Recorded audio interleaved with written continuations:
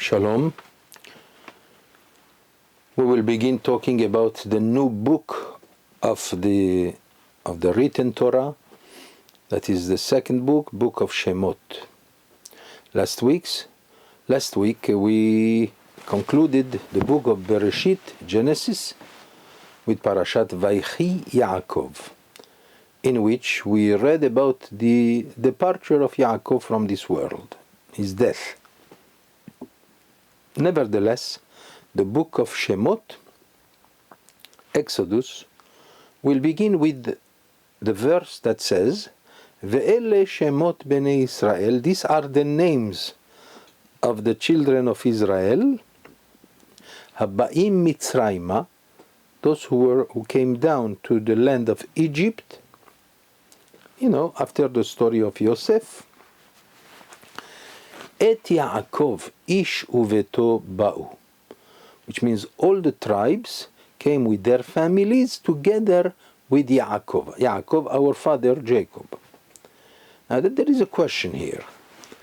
Since we know very well from the past Parashiot that the name Yaakov is not the only name of the Jewish people, the Jewish people has also the name Yisrael.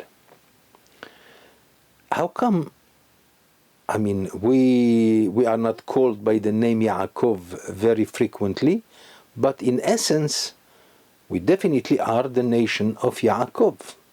As you know, Yaakov, when he was born, he was given the name Yaakov from the word Akev, that means the heel, because he was holding the heel of Esav, his brother, when both of them were born from the same mother at the same time. And then later on, from Parashat Vayishlach, we read that Yaakov was given the name Yisrael after he fought with the angel who came to fight with him the whole night. And then, since Yaakov, thank God, prevailed, so Yaakov was given by the angel himself the name Yisrael. We already explained in the past the difference between the name Yaakov and the name Yisrael, even though both of them pertain to the Jewish people. Yaakov being the father of the Jewish people, right? He's our father Yaakov. At the same time, we know that he was given the name Yisrael. That's why we call the children of Israel Bnei Israel, the children of Yaakov, the children of Israel. But in this case, in the first verse, we find both names happening, written in the same verse. We have to understand that there must be here a message hidden in this fact. So we have to explain again the meaning of Yaakov versus the meaning of Israel. Yaakov comes, as I said before, comes from the word Akev, which means the heel. The heel is that part of the body which is the lowest part of the body, and it looks like we are trampling upon it, right? It is also the same, it's a parable. The Jewish people, in all the years in which we were in exile, we are still in a kind of exile, we are in the hands of the nations, in a way. Even before we have the state of Israel, the Jewish people, were the nation that by miracle we survived, because the nations, they were able to do anything they wanted with us. Whether it was Spain, or the Spanish people, or with the Spanish Inquisition, of course, whether it was Rome, or the Persian, at the time when they were in Persia, in the time of Mordechai and Esther, or the Babylonian exile. Every time they wanted to decree anything that is against our religion, they did so. The Jewish people was the lowest hand of the world. And that means we were the heel of the nations. That's why the name Yaakov pertains to the Jewish people as long as we are in exile. But The name Yisrael that was given also to Yaakov meant the future of the Jewish people. Let us explain that Yaakov means the situation of the Jewish people during the exile. Okay, as we have said before. But it is important that we should have also, we should carry with us the name Yaakov, because the name Yaakov mitigated, sweetened Midat Hadin, the measure, the harsh measure of justice of God. Because Israel means that we are extremely developed spiritually.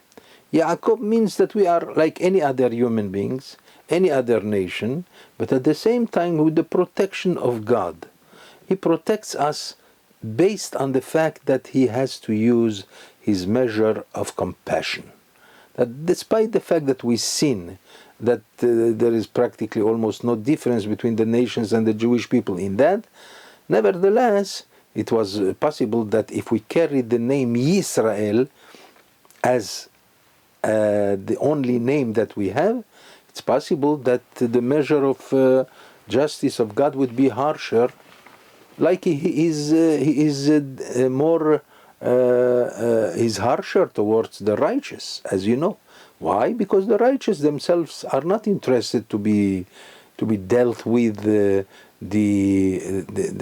measure of compassion, because they want to earn it according to their rights, according to their mitzvot, since they are righteous. So they want to that the midat hadin should be used upon them, and this is difficult. Nevertheless, that's what they want.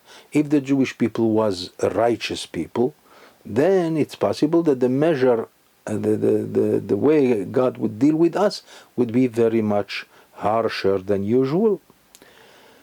So therefore, the name Yaakov has sweetened that situation, and that's why perhaps we are still in existence. And thank God we are in existence in a way showing that the Jewish people is eternal and cannot be destroyed. Like it says in the Talmud, that there is no nation that can overcome the Jewish people. Of course, they can make us suffer, like they did during all the years of the exile until today, but nevertheless, we are still, our existence has prevailed, and we have shown to the world that they cannot destroy us. Practically, the Jewish people is indestructible.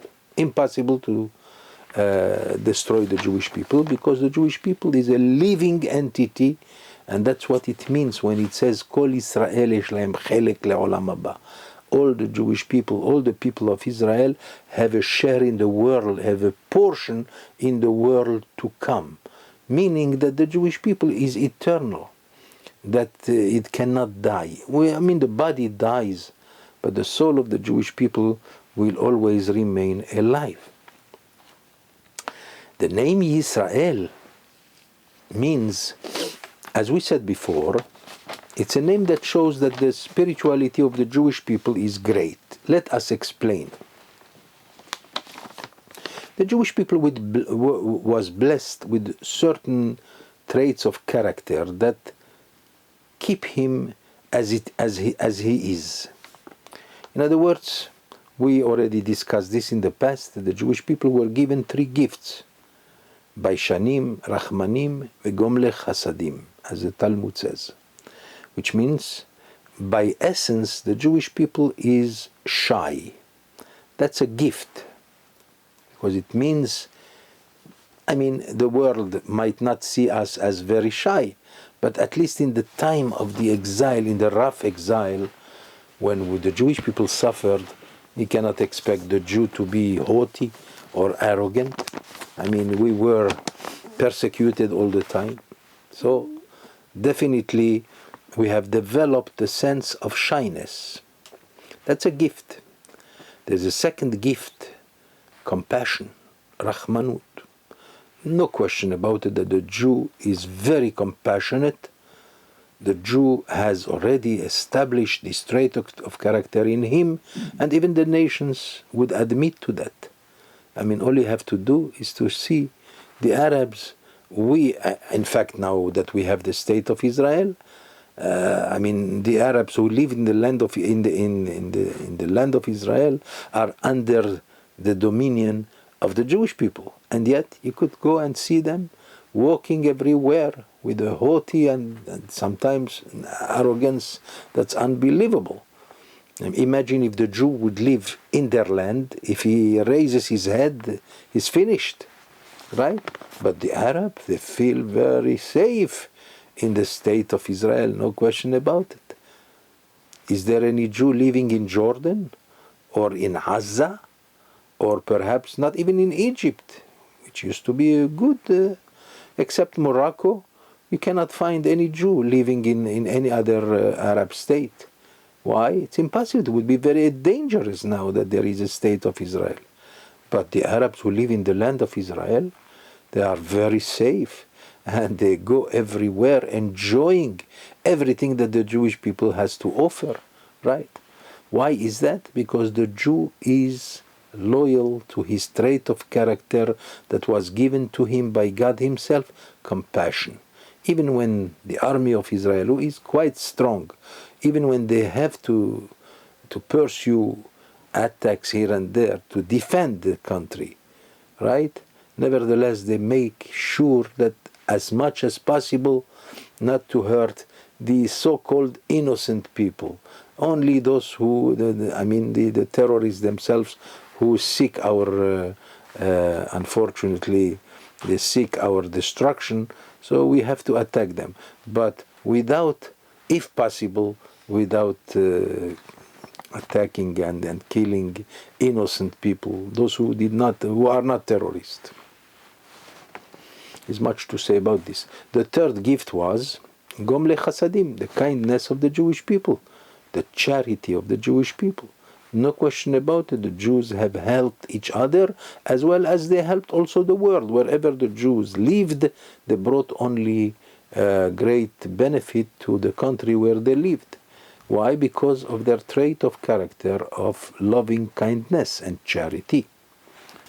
So that is those traits of character have brought the Jewish people to such a point that they definitely could be an example for the rest of the world as to how to live honestly and to live with musarik and morals that are quite good.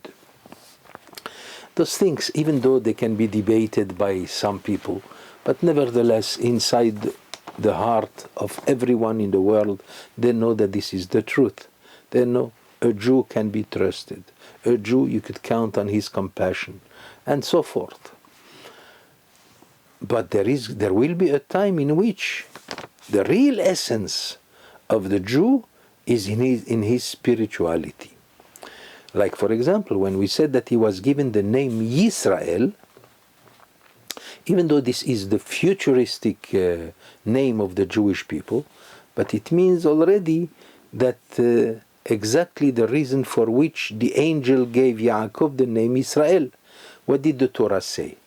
Ki sarita im Elohim ve'im anashim vatuchal. The angel said to Yaakov, from now on your name will be also Yisrael.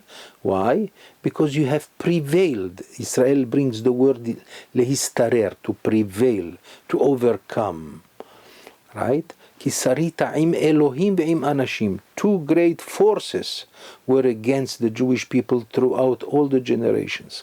One is called Elohim, which of course refers to God, but it means all kinds of gods, right? All kinds of religions. That was a terrible threat to the Jewish people because they wanted all the time throughout more than 2,000 years. The world was extremely busy trying to snatch from us our religion, Judaism. They did not succeed, thank God, because God's protection is with us all the time. Otherwise, it is impossible to understand how we made it. But that's what the world wanted, and we stood valiantly against this threat, and we came out. Today we are still in existence with our religion and our Torah and our Shabbat, as well as all the commandments of the Torah. of course, still anti-Semitism is still going on, and the hatred is the same, but nevertheless the Jewish people is alive. That's a miracle with which the world has to contend with. There's no question about it. What kept us alive? Our Torah, our Shabbat. Everything that we have, that the Jew who is observant has done, has contributed to the existence, the continuous existence of the Jewish people. The second threat was anashim, people, which means the world. When the Jewish people were given finally the freedom like they gave to the rest of the world, about 150 years ago or 200 years ago, the time of emancipation, so-called emancipation. So that was more dangerous to the Jewish people than the threat of the religions against the Jewish people.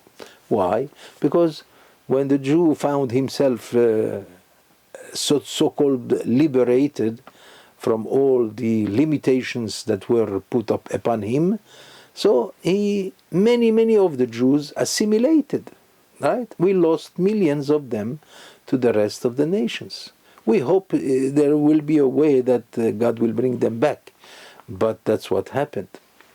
So that's the name Yisrael. Yisrael means you will prevail, it's in the future, you will be in existence, and you will be able to stand firmly against the two threats that wanted to destroy the Jewish people, the soul of the Jewish people. And that is Elohim va'anashim, the religions of the world that were against us, as well as the society of the world, which brought about the fact that we lost so many of our brothers Jews to other religions just by assimilation. So that's why we find in the same pasuk we find both names.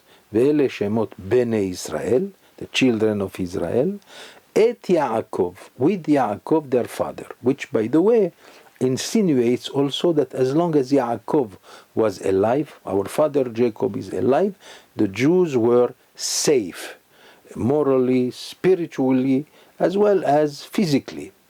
When Yaakov passed away, then began a certain going down in the Jewish people. I mean, when the tribes, Reuven, Shimon, Levi, Yehuda, etc., when they were still alive, still they were admired, they were respected by the Egyptian people, but as soon as the last of them, with Yosef, when Yosef passed away and the last of the tribes passed away, their children, their offspring of course, and their grandchildren, started to forget their essence, and they forget who is their father and their grandfather Yaakov, and that's where the decrees against them started with the new Pharaoh, right?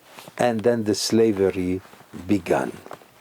That's unfortunately a very important thing to understand, that as long as the father is alive, the tradition keeps on being alive. If the tradition is alive, the nation is alive. Once the parents are not here anymore, then a certain decadence begins, and it ends up with a very dangerous situation, the extinction of a nation, of the nation of God. No, such a thing will never happen. But we did see in the history of the Jewish people that we have suffered enough, not only from the persecutions of the world against us, but also from the fact that we, as being human beings, we also, many of us have assimilated, which means a big danger to our religion. But there is the conclusive situation is that we are here today.